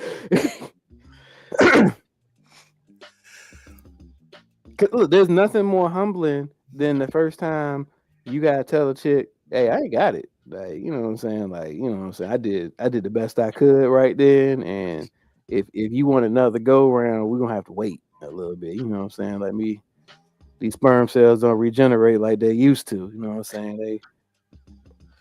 Look, I'm as good as I ever was once, but you know, just So once again, I feel like your attractiveness changes based on yourself and your own review of yourself. Because, like I said, man, when you're younger as a guy, whether you are the most egotistical man ever or you just got a normal amount of masculine ego, you're still driven by it. And the older you get and the more you become less of a slave to your ego, the more you can become like a proponent of this thing called logic. Because, like, you know, like I said, when the young dudes, they trying to find the finest piece of vagina that they can tell people that they got away with having sex with. And as an older guy, you listen to young guys talk, and you just kind of, hey, young blood, I get you. I've been there. I ain't trying to judge. But now I understand why my uncles used to always be like, hey, you know, they value things that was different. Like, hey, you know, if I said, hey, my ex cooked for me, oh, she can cook? Hey, bro, you might want to I'm just saying. I know, I agree. I'm I just agree. saying. But you know what I'm saying? My uncles were talking to me. You'd be like, "Come on, nigga, you just what you talking about, bro? Like, you like I ain't value it now. You didn't and not- value it at all, though? No, I did, but not the same way that we do now. Okay, I see it. Okay. And it was like it's a changing of the guard because like when there were more men in the young brother's life, you had more people pointing out the things you should value.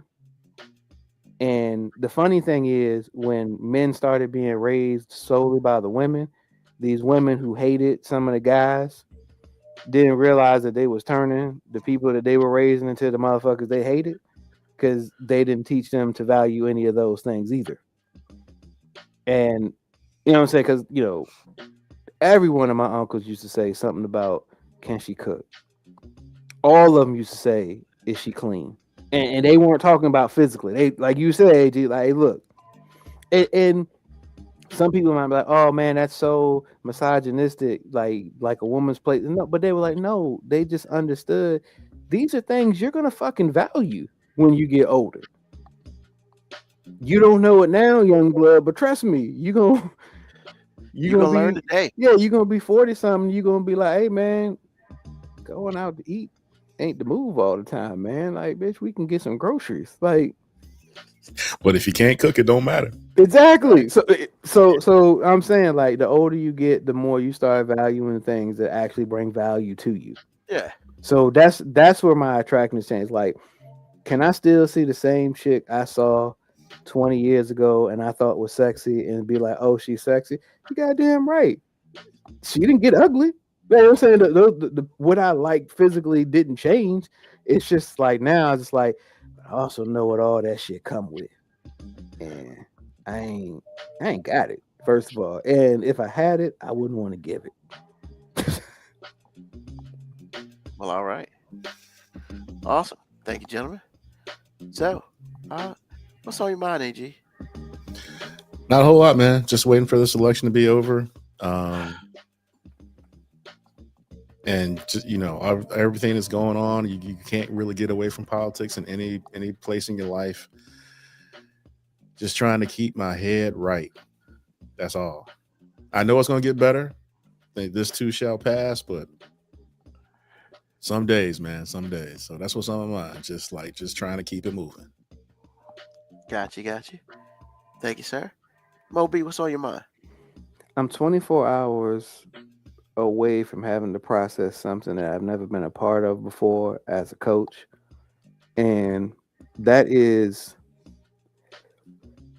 I was working with a coach who quit on the team. Now I've been around when coaches' ego or something got in the way and they was just like, fuck it, I don't care no more, or fuck it, I ain't gonna do it anymore. But I had never actually been a part of a circumstance in which a coach just said, nah, I'm really just not gonna show up. And then took it a step further and told all the kids not to show up. So we're in the playoffs. So our team made the playoffs. Our team that ain't super great made the playoffs and got an actual decent seed where we probably playing a team that we matched up well against. Like we had a real chance to beat this team. But we didn't have enough players show up because the head coach literally told the families and the players, we ain't got a game, don't show up. If you want to play for my other rec team, we're going to start practicing in a week or two. Never had been a part of that before. And it was raw yesterday. Like yesterday, I was really just kind of mad. And I think one of the things that made me the most angry is that this coach, his son plays on the team. And, you know, we've been hard on his son. Well, I shouldn't say we. I've been hard on the son, and not for his performance, mainly for the things that I really do pride myself on trying to show young men how you're supposed to deal with conflict and things not going your way. I'm constantly saying next play because you can't change what's already happened. You got to move forward. In life, things ain't gonna always work out the way you want to. But as a guy, as a man, nobody really cares about what happened yesterday. They only care about what you're doing now and moving forward. So this kid showed up. His dad didn't show up, but he showed up. And I realized, man, I got so much respect for this kid. Like, I feel like, hey, this kid gets it. After a whole year of not getting, I feel like he gets it. We had like 7 to 8 kids show up. These kids get it. And I said something that I had never said to kids before, and the parents were around, and I never said it because when I said it, I realized it might have sounded like I was making an attack of the guy that didn't show up. And I don't fucking care because I really think he's a bitch. But I wasn't trying to portray that to the kids. But I realized I said something that probably said that. And I said, I have so much respect for you guys for showing up. Because as a man, 90% of what you will learn in life, or 90% of your job as a man is showing up. Because none of us really know what we're supposed to be doing. We're all out here doing the best we can. And I respect y'all for showing up. And I said, because your generation, because of the internet and everybody's use of guns and everything else, y'all have never learned how to take an ass whooping. Y'all don't realize that L's are temporary. You can lose a fight and maybe you get joked on for a day or two, but it passes. And then I said it. And I said, but when somebody labels you a bitch, that lasts forever. And I was like, so yeah, y'all took some L's this year, but people who just didn't show up, that label of being a bitch is forever. That shit never goes away. So never be afraid to take a loss in life. Just be afraid of somebody thinking you're a bitch.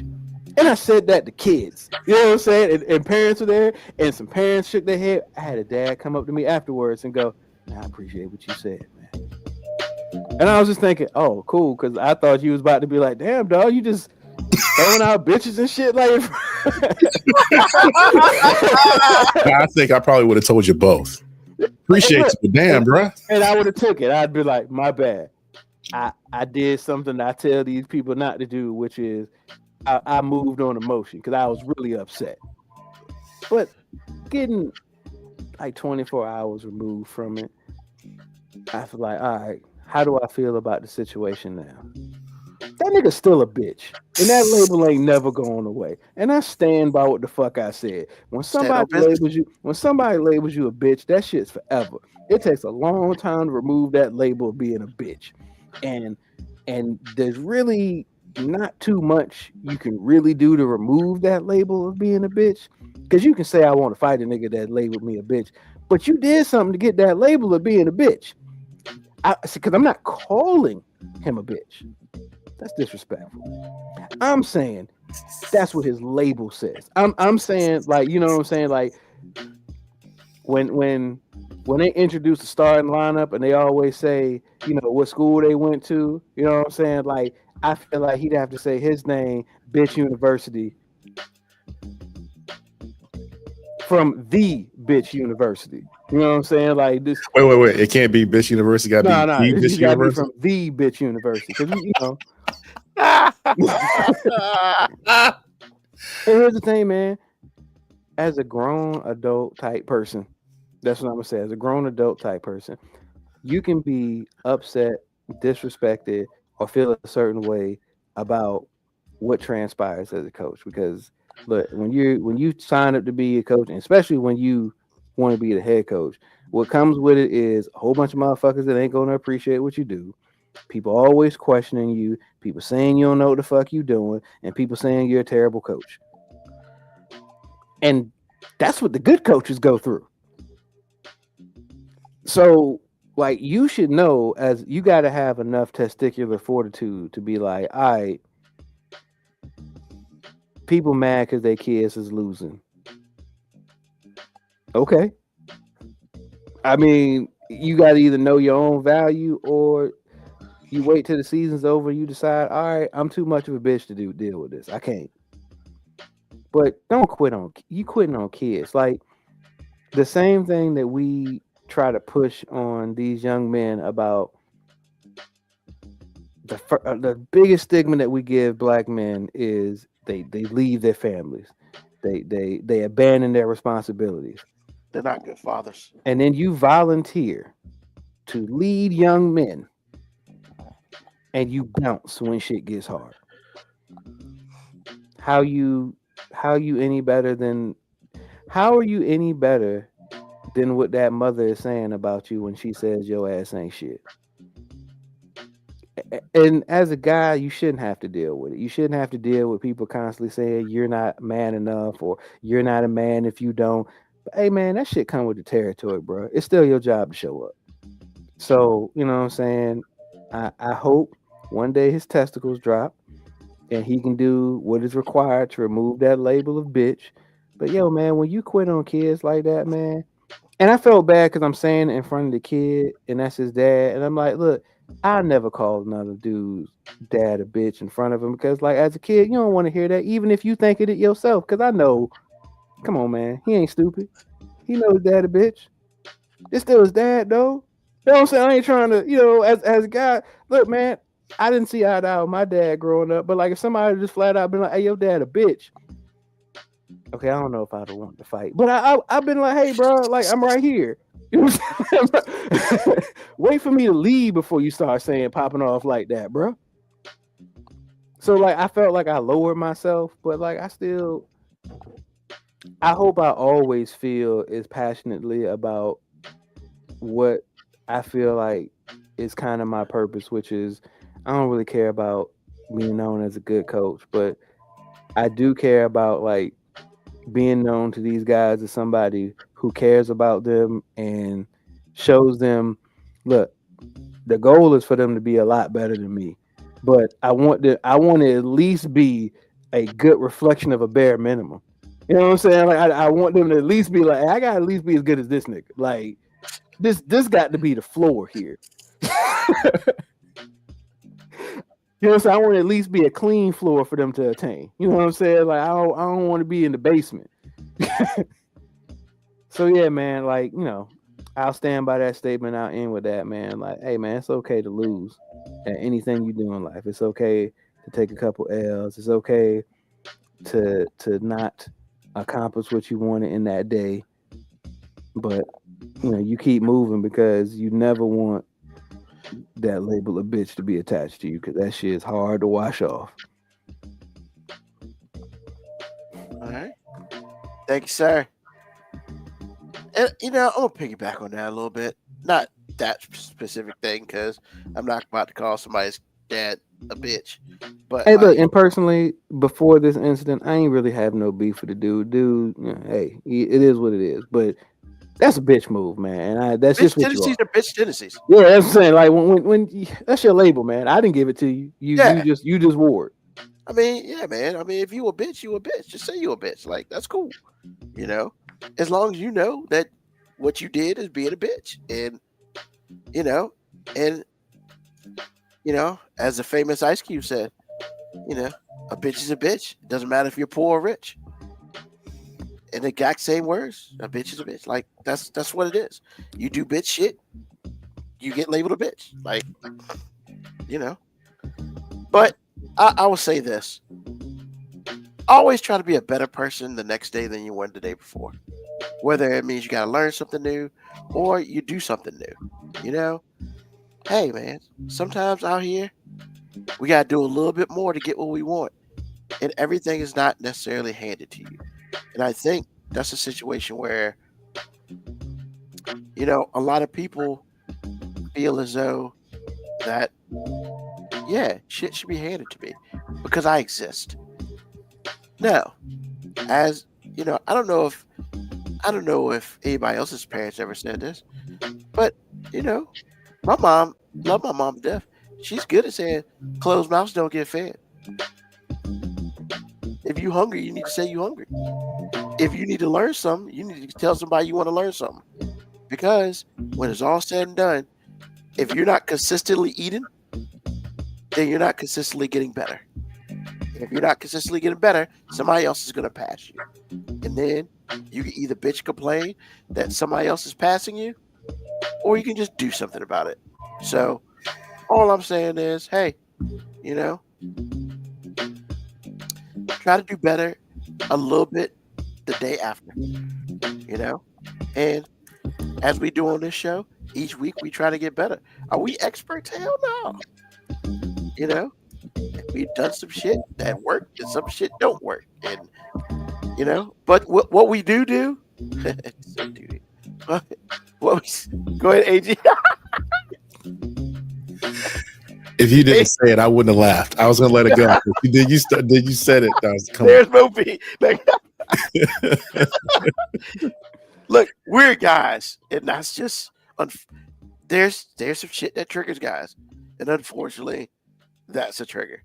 Because after I didn't mean to say it, but when I said it, I was good until I saw AG, and I couldn't do it anymore. Because I felt he if he had never moved, I'd have kept going. But he just dipped his head a little bit, and I was like, damn it, you know. So, but yeah, all I'm saying, regardless of what you're doing in life, you may not be the best at it, but you know what? If you can get better every day, that's one step closer to doing what you want to do and getting what you want to get. So, you know, and honestly, then you won't get labeled as a bitch because you're trying to be better. And that's all we can hope for in this world. A lot of things are out of our control, but the one thing you can't control is yourself. And hey, if you want to get labeled a bitch, don't get mad when you get labeled a bitch if you're doing bitch tendencies. And with that being said, I'd like to thank everybody for listening to the show as we do it every Sunday night, 9 p.m. Eastern Standard Time. Hey, man, I mean, unless your clock get put back and you don't have a cell phone and shit, I mean, you probably will up here at 8 o'clock like, what the fuck's going on with the show? Nah, the rest of us, we know what's going on, except for me when I woke up this morning. But that's beside the point. So, tell a friend, tell an enemy, just tell somebody about our show. Once again, hey, we see you out there in Texas. We see you out there in California. We see you out there just listening to the shows, and we appreciate that very much. We're live Sundays on YouTube, on Twitch, and if you're cool enough to be my friend, on my Facebook page. So, with that being said, we will see you next Sunday. Hey, 6 years, started the new season, 6 years. Woo!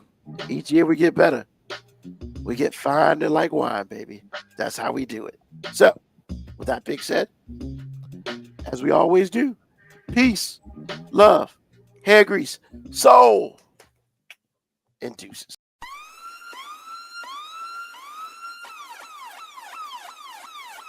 Email us at 5minutewarning19@gmail.com. And also leave comments on Facebook and Twitch. Search 5 Minute Warning. Contact us on Twitter at AG_FMW podcast, at Newsman25, at FMW 2019. Contact us on Instagram, Moby 5 Minute Warning, AG_5 Minute Warning, Newsman25. You can listen to the podcast at Apple Podcast, Spotify, or wherever you get your podcast. Thank you for listening. This has been another episode of